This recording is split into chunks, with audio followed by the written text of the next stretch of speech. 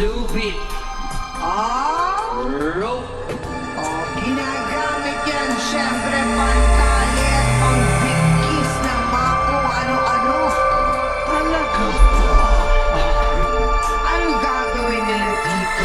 Ano tinatali dyan? Eto, sa lupit.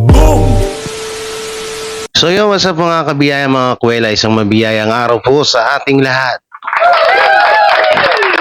So ito po muli, Jay Guevara, isang reactor defender ng TVJ. At ito, marami tayong pag-uusapan ngayon. Diba nung nakaraan lang po ay nag-viral po ang iyang issue na sinabi ni Henyo Master Joey De Leon yung sa mapatungkol po dun sa sa lubid joke ni Sir Joey De Leon. So ngayon po ito, may bago.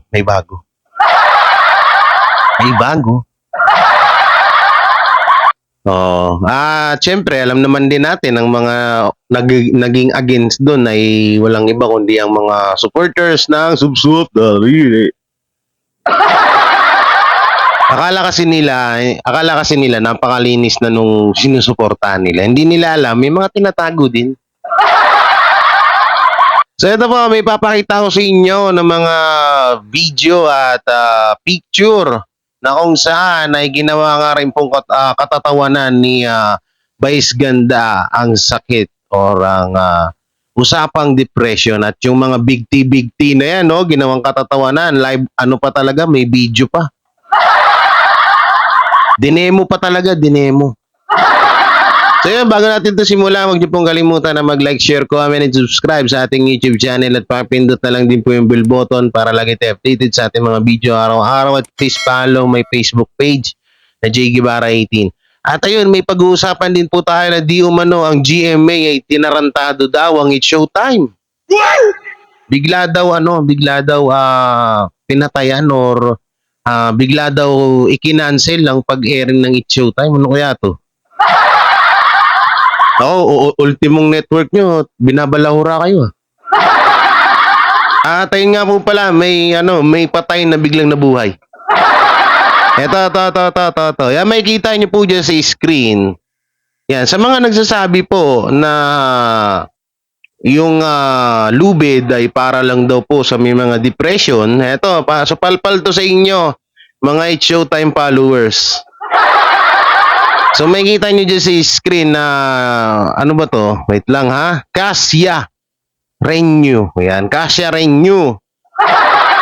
Ito po ay isang segment ng It's Showtime. So kung saan po yung lubid po ay sinukbit po nila sa kanilang leeg. So yan, at paikot po sila. May mga kababaihan at may mga kalalakihan. At makikita nyo pa nga po dyan si Teddy na nakatirik ang mata. So itong video na to, matagal na to, no? So ngayon, ito. Kung sinasabi na dito sa picture na to, wala tayong problema. Wala tayong problema dyan. Kasi pag magka-problema, sabihin si Meme Vice na naman. No? Dito nyo masasabi na kapag lubid ba ang sinabi sa isang noontime show is connected na agad yun sa suicide? Suicide. No? Connected na agad yung ganon. So paano to? Paano tong ginawa nila ng It's Showtime? So connected din ba to? Pakisagot ako dyan mga Showtime followers. Yan o, kitang-kita o. Paikot yung lubid, nasa leeg nilang lahat. Yan, kitang-kita dyan. So kung kayo, sinasabihan nyo na ang EAT or yung sinabi ni Joey De Leon ay para yun sa may mga depression or patama sa may mga depression, ay paano tong ano na to? Paano na tong picture na to ng It's Showtime? Ano to? Yan ha? So, eto pa. Yan, si Jong Hilario at Vice Ganda. Kitang-kita, binigti, So, eto naman yung, ni Rindon Labador na biglang nabuhay. Oy, dito ang galing ng sulpot dito ni Rendon. Siguro si Rendon naghahanap ng talagang nangangalikot, nangangalkal to. Hindi kaya si Rendon, si Bespil, o abangan nyo po pala yung video natin ha. Ito pala, isingit ko lang ha. Kasi baka mauna tong upload ko na to kaysa dun sa kay Bespil, no? Ito po. Ano po, si Bespil po ay talagang aminado na siya nga pala. Siya talaga. Yung mga gumagawa ng mga issue mapatungkol sa TBJ katulad ng mga Pepsi Paloma, yan. Abangan nyo po yan sa upload ko ha. Doon, bistong-bisto na siya doon kahit todo tanggi ang hinayupak. Kung matatandaan nyo, di ba, binastos niya si Mayor Vico Soto, si Vic Soto at ang TBJ. So doon, sa video yun, tingnan nyo, mapapatunayan na natin na siya talaga ang mga nasa likod ng mga troll, yung mga page na against to TBJ. Grabe ka, Beshi! So ito po, yan, ito, ano po ng Abante News, no? Abante TNT tunay na travelers. Sorry, nabulol ako doon. Rendon, pinaimbestigahan sa MTRCB eksena sa Scarp. Nina, Vice, and Jong Hilario. Nabuhay na naman si Rendon na. Oo. So ito po, no, sabi dito, pakidagdag sa mga violation kung maaari. Ito ang naging hirit ng internet personality na Rendon Labador matapos manawagan sa MTRCB na imbestigahan din ang eksena sa Scarp ni na Vice Ganda at Jong Hilario last year. May bago-bago pa. May kita sa eksena na nagkukulitan si na Vice at Jong Hilario kung saan inaayos ng komedya ng Scarp ni Jong pero bigla niyang itong hinatak. May kita nyo dyan may papanood ako sa inyong video. Sasamid ako kumain kasi ako Kumain ako ng embutido. May papanood ako sa inyong video mapatungkol dito sa mga to at marami ako papanood sa inyong video kaya wag kayo alis. No? Nalunok ko yung Adam's apple ko ang hirit ni Jong Hilario sa ginawa ni Vice Ganda. Anak ng teteng, buti hindi mo na luwa. Ibinahagi ni Rendon sa kanyang Instagram story. Sad niya hindi na pataasan ng ratings ang uso sa mga noontime show. No? Ngayon, kundi paramihan na ng violation, number 1 pa rin yata ang It's Showtime pagdating sa violation lahat ng award nakuha na ni Vice Ganda. Totoo naman At speaking of violation, ito po may post po dito. Ito, nag-iingay na naman nata itong hinayupoks na to Hindi kaya si Beshfield din to, yung vlogger ng Itbulaga? No?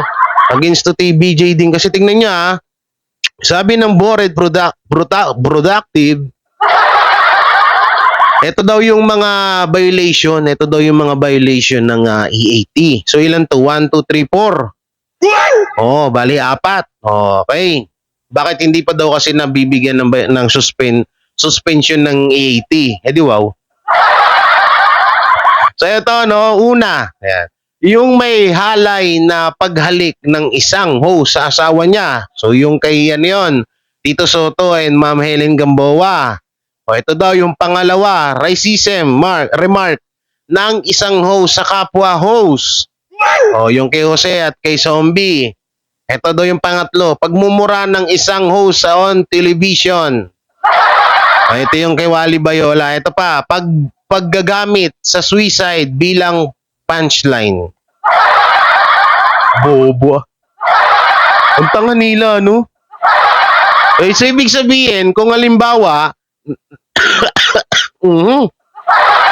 nasasamid talaga ako, guys. May nakakaalala sa akin. Yung mga chika baby ko. Yan. So, kung mapapatawan ng violation yung paggamit ng lubid na sinasabi mo, bored, dapat din palang patawan ng It's Showtime.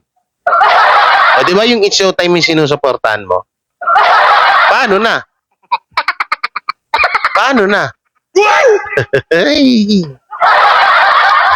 Ay, eto, alam nyo to, itong isa lang yung pumasa dito sa akin, yung pagmumura ng isang host. Yung number 3. Oo. At alam naman din natin na ipinatawag ng MTRCB ang EAT at si Wally Bayola, di ba? At nangingina ng pasensya si Wally Bayola. So, tapos na ho yun. Basura na po yun, basura na. Etong number 1, yung paghalik ni Tito Soto. Number 2, yung pagbibiro ni Jose Manalo at yung kay Henyo Master Joey De Leon ay wala na rin to, basura na din. Si Bored talaga porque it's showtime, no? Alam naman natin na si Bored ay it's showtime supporters. Ito nga, hinala ko nga dito, baka si ano to eh. Baka si Smigol to eh. Oo, kasi parang pareha sila magano, alam mo yun? Isa kasi doon kasi nagkakatugma lahat eh.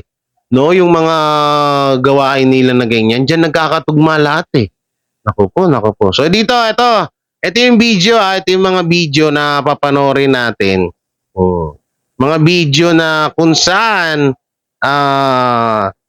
yung mapatungkol dun sa pinapaimbestigahan ni Rendon Labrador. So ito po yung video, panoorin nyo. Wait lang sana hindi tayo mag-copyrighties. So ito na rin yun.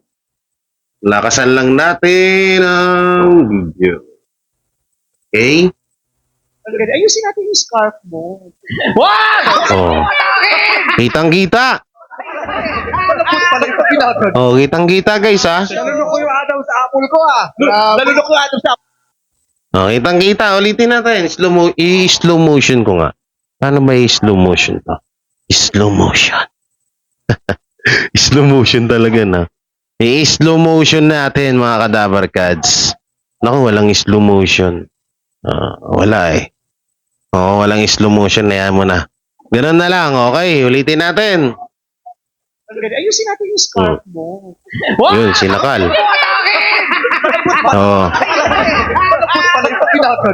Grabe siya. Nalunok ko yung Adam sa apple ko Nalunok ko yung Adam sa apple. Diba? Ito pa yung isa. Ito yung isa. Ito baka may sound sa check ko lang Lubit. Ito. Alam nyo yung dito, ito yung patunay na ang salitang lubid ay ginagamit talaga sa noontime show. No? Kaya hindi po bawal yan. So ito po, tingnan nyo at pakinggan nyo maigi yung mga sasabihin ng mga host ng It's Showtime dito Pakinggan nyo maigi yung mga sasabihin nila. Tingnan nyo. Lubit. Ginagamit yan, syempre, pantali at pang-big-kiss ng mga kung ano-ano. Talaga ba? Anong gagawin nila dito, Vin? Ano tinatali dyan? Eto, sa lubit. Narinig nyo yun? Tinatali sa kung ano-ano. At sagot naman ni Vice Ganda, talaga ba? Anong itinatali dyan? Galing, no? Ito pa isa. Marami tayo dito. Kaya mag-alala. Ito naman, ito.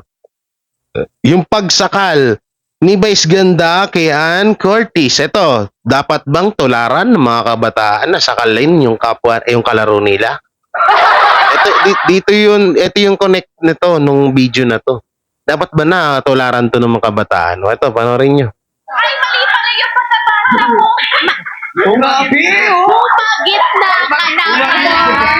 Mali. Yung sinasakal. Dapat bang gayahin ng kabataan yan? Walang boses yung video Dapat bang gayahin ng kabataan yon? Sa tingin nyo? Tapos ngayon magre-reklamo kayo? Ha? At ayun na nga, ayun na. At lipanan na nga yung pag-iimbestiga or hindi pala pag-iimbestiga, pagkukumpara ng mga It's Showtime followers sa mga nangyayari. Pero hindi nila kinukumpara yung ginagawa ni Vice Ganda. Ayun yung masama dun Ba't di nyo kinukumpara? Dapat kinumpara nyo. Oo. Tingnan nyo itong ginawa ni Vice Ganda kay Jong Hilario. Sinakal, Diba? Ito yung malupit. Sakalin mo yung At ito na nga po pala. Siyempre, nandito na rin tayo sa issue ng lubid-lubid na yan. So, ito na po, Ito na. Bali si Joey De Leon ay nagpadala na, or ang E80 po ay nagpadala na po ng kanilang tawag dito, statement papatungkol po dun sa issue. At ito na nga po, basahin na natin. Sumulat sa MTRCB ang E80, nagpaliwanag na nagsorry sa lubid issue ni Joey De Leon. So ito po yung full story. Humingi ng paumanhin ng kapatid kapatid noontime show na E80 kay MTRCB Chairperson Lala Soto tungkol sa lubid joke o komento ni Joey De Leon sa Gimme 5 segment noong September 23, 2023. Hindi nagustuhan ng mga viewers ang nasabing joke o komento ni Joey dahil daw sa pagiging sensitive di umano nito sa tema ng suicide. Narito ang formal apologize letter na nilagdaan ni Jenny Pere, ang Head of Creatives and Production Operation ng nasabing programa. So may kita nyo sa video, hindi na natin yan basahin, no? Hindi na natin basahin kasi nga mapapahaba pa eh. Nakita nyo dyan sa video at ayun nga, humingi na nga po ng kapatawaran ang E80. Ito ang pinakadabi sa E80 Biruin nyo, kahit na, alam nyo yun, para hindi na umaba yung issue. Para hindi na umaba yung gulo, ina-actionan na agad nila. Kahit na sabihin na natin na hindi naman na talaga naman nila mali, katulad nung kay Wally Bayola. Diba? Wala namang sapat na basihan dun kung si Wally nga ba talaga ang nagmura kasi hindi naman nagip sa camera at maraming tao sa paligid. 'Di ba? Pero kaagaran sila na nagsorry, kaagaran sila na humingi ng tawad para matapos na yung issue. Ayun nga lang, masakit nga lang yung pinakamasakit nga lang doon ay imbis na pasalamatan ng iba ang MTRCB dahil na-actionan at imbis na pasalamatan or maging tawag dito, mamangha or bumilib na lang sana yung ibang tao sa E80 or sa TBJ or kay Wally Bayola dahil sa paghihingi ng kapatawaran nito ay yung iba nga ay naging against pa kay Wally Bayola at sinabing scripted daw, no? So wala naman na tayong magagawa diyan, utak na ng mga Pinoy yan eh. Dito nga kapag may pinagtanggol ka, sabihin ka bayaran ka. Kapag kamag-anak mo, sasabihin, bias ka. So, normal na talaga yun dito sa Pilipinas, no? So, yun. Wala naman na tayong magiging problema na doon kasi nangingi na naman ng pasensya si Henyo Master ulit at ang E80, di ba? Oo, kaya tapos na natin yung issue na yan. Baka hindi na wag na natin sigurong pag-usapan sa susunod natin mga video yan kasi tapos na ho. No, nangingi na ng sorry si Henyo Master. So hindi na natin kailangan paulit-ulitin yan na ipaliwanag na kung wala naman talagang pagkakamali dun sa joke ni Henyo Master na yan. Pero believe ulit ako sa E80 at lalo na kay Henyo Master dahil humingi siya ng kapatawaran sa kanyang nasabi na sa totoo sin lang po talaga para sa akin wala naman masama talaga dun. Pero yan, isang masigabong na palakpakan para kay Henyo Master at sa TBJ. So yan, mapunta naman tayo dito sa isang issue na kung saan anyari, Vice is showtime hanggang 2 PM na lang. Hanggang 2 PM na. Hanggang 2 PM na lang daw ay naku po. Oo. Ewan ko kung bakit naging basahin natin yung full title. Anyari, Vice ganda, it's showtime hanggang 2 PM na lang, mapapanood sa GTV. Ito na yung karma nyo. Panibagong karma. Tapos proud na proud yung mga showtime followers, sabi niya. Ganyan, ang inaapi, inaangat ng Diyos. Anak ng titing, nakabili lang ng BMW, inangat ka na ng Diyos. Alalahanin nyo na sa Bible, ang mga taong mahilig sa mga anumang bagay, ay yun ang, tawag dito? Ano ba? Wait lang, isipin ko. Ang mga taong mahilig sa mga anumang bagay, katulad ng sasakyan, bagay yan, diba? ay yun pa yung dinadapuan ng demonyo. Yun ang pagkakaalam ko. Pero lihan nyo, ulitin ko basahin, magbasa, hanapin ko yun sa Bible para ipakita natin yan. Pero dito muna tayo sa video na ito nga, yung GMA nga daw ay bigla daw tinanggal. Bigla daw tinanggal yung It's Showtime sa television. Hindi pa nga daw tapos yung show. Sa madaling salita, binabalahura sila ng GMA. Ang galing sa nila, no, sa network nila. Sila din naglalabanan. Yan, kita mo. Biruin mo sa nakita isang network, dalawang noontime show. Hindi pinagsasabong ng network yung dalawang noontime show, di ba? Tapos ngayon naman, saka makakita na isang noontime show na bigla mong puputulin tapos may isisingit kang isang palabas. Hindi, baka ito naman, pwede naman mangyari dito ay, ano bang pwede? Parang ngayon ko lang kasi ito na-encounter yung ganito. Noontime show, tapos bigla kang puputulin tapos iba yung isisingit na video. Ito ba, pakinggan nyo. GTV Network pinutol ang pag-ere ng It's Showtime dahil sa NCAA Games. Tapos basketball pa yung pinalit. Labis na ikinagulat ng madlang people ang ginawang pagputol ng GTV kanina sa noontime show na It's Showtime. Habang nanonood kasi ang ilan ng It's Showtime sa GTV ay nagulat na lamang sila ng basketball na ang kanilang pinapanood. Kaya naman labis na ikinabahala ng madlang people ang tila magiging maiksing pag-ere ng It's Showtime sa GTV. Wala na. Samantala, matatandaan na inanunsyo ng NCAA basketball na mapapanood sila tuwing Martes, Miyerkules at Biyernes alas 2 ng hapon sa GTV. Umasa naman ang madlang people na gagawa ng paraan ng naturang network para hindi maputol ang It's Showtime. Ngunit, taliwas sa inaakala ng lahat ay mas pinaboran ng GTV ang NCAA basketball. Uy, syempre, mas dihamak na yun, mas dihamak na malaki kita nun. Totoo yan, mas dihamak na malaki kita nung NCAA kaysa sa It's Showtime. Una, sandamak sponsor niyan dyan. Kaya mas pipiliin talaga ng GMA yung NCAA na yan kaysa sa It's Showtime. Kahit din ako sa lugar ni kahit din ako yung nasa lugar ni Felipe Goson, ganyan din gagawin ko. Siyempre, network, business yan eh. O, kung saan ako kikita na malaki, dun ako. O, bahala na It's Showtime din. Total, naka-BMW naman na si Vice Ganda. Tawang-tawa ako dun sa post na yun. Meme Vice, sabi. Meme Vice. Meme Vice, ang mga ibinababa, inaangat ng Diyos. Sabi nung isang supporters, nakabili lang ng BMW na sasakyan, inangat na ng Diyos. Saka wala naman pakid.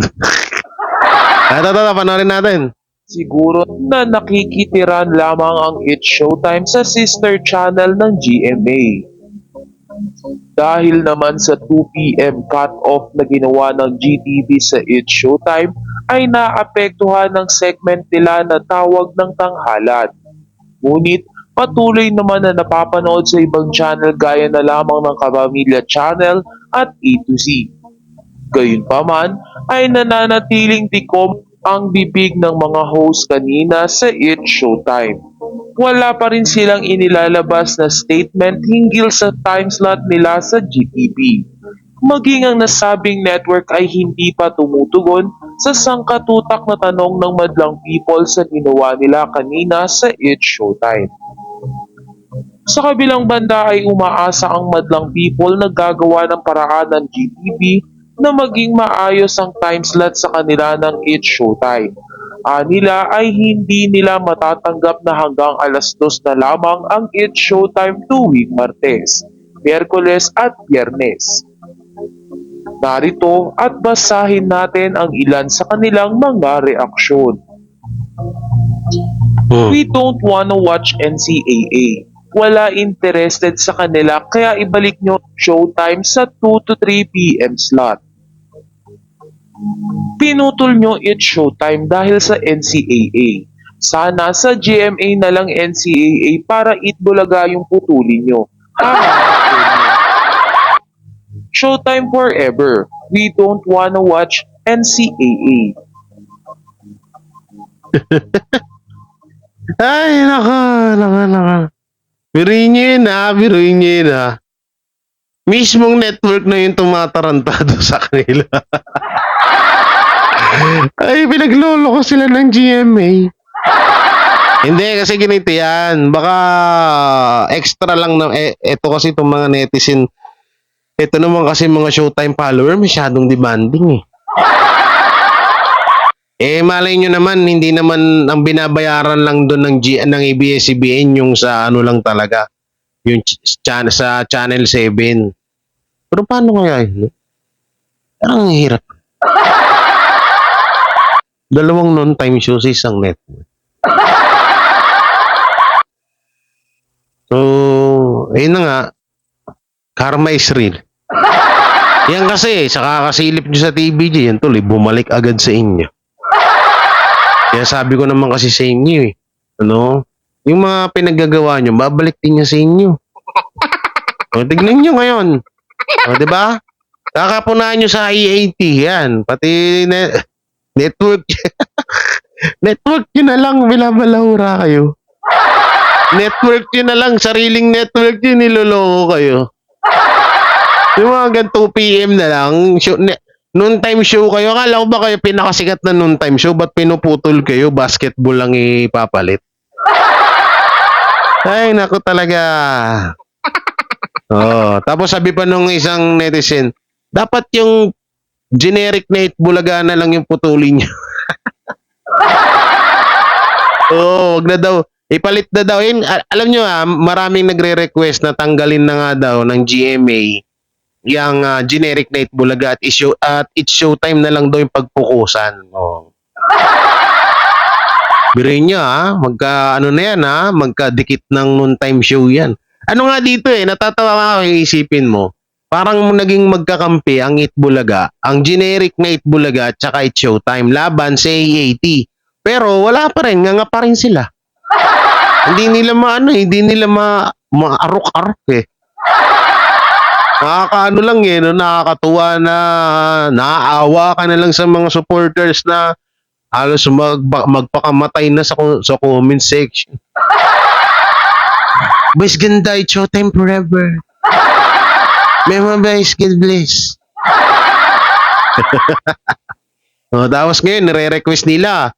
Gusto nilang kasuhan si Henyo Master. Naku po, para daw it's a tie. Wag lang daw yung si Vice Ganda. Bakit may sumama naman kay Vice Ganda? Yung tropa niya, si Tony Fowler. It's a tie. Wag nyo na idama yung EAT. Magkasama naman, magtropa naman si Tony Fowler tsaka si Vice Ganda. Di magsama sila. Pares naman sila ng gano'n. Pares naman silang bastos dito sa social media. Di yan, magsama sila. Pare-pares na sila may mga kaso. Ay, so mga kadabarkads, mga kabiyaya, hanggang dito na lang itong video natin. Ayan, kung anong may bibigyan yung komento, comment nyo lang po dyan. At ayun, ingat po kayo palagi and God bless. And please don't forget to like, share, comment, and subscribe sa ating YouTube channel. At pakipindot na lang din po yung bell button para lagi tayo updated sa ating mga video araw-araw. Ingat po kayo palagi at medyo maulan po dito ngayon sa Pilipinas. Sa sobrang dalas nga po ng ulan dito ay yun, napakagwapo ko. Wala lang, siningit ko lang. Yung ibang vlogger nga, inis na inis sa akin, sabi, yung vlogger ng TVG, piling pogi. Anak ng teteng naman, sarili mo, hindi mo pa hindi diskumpiyado ka pa sa sarili mo kung pogi ka o hindi. Sarili mo na nga lang, ayaw mo pong ipagmalaki, wala kang tiwala sa sarili mo. Yan ang tingin ko sa sarili ko, gwapo ako, pakialam nyo. Kung tingin nyo sa sarili nyo, pangit kayo, totoo naman. So yun, ayoko na. Ayoko na magsalita, baka may magalit na naman eh.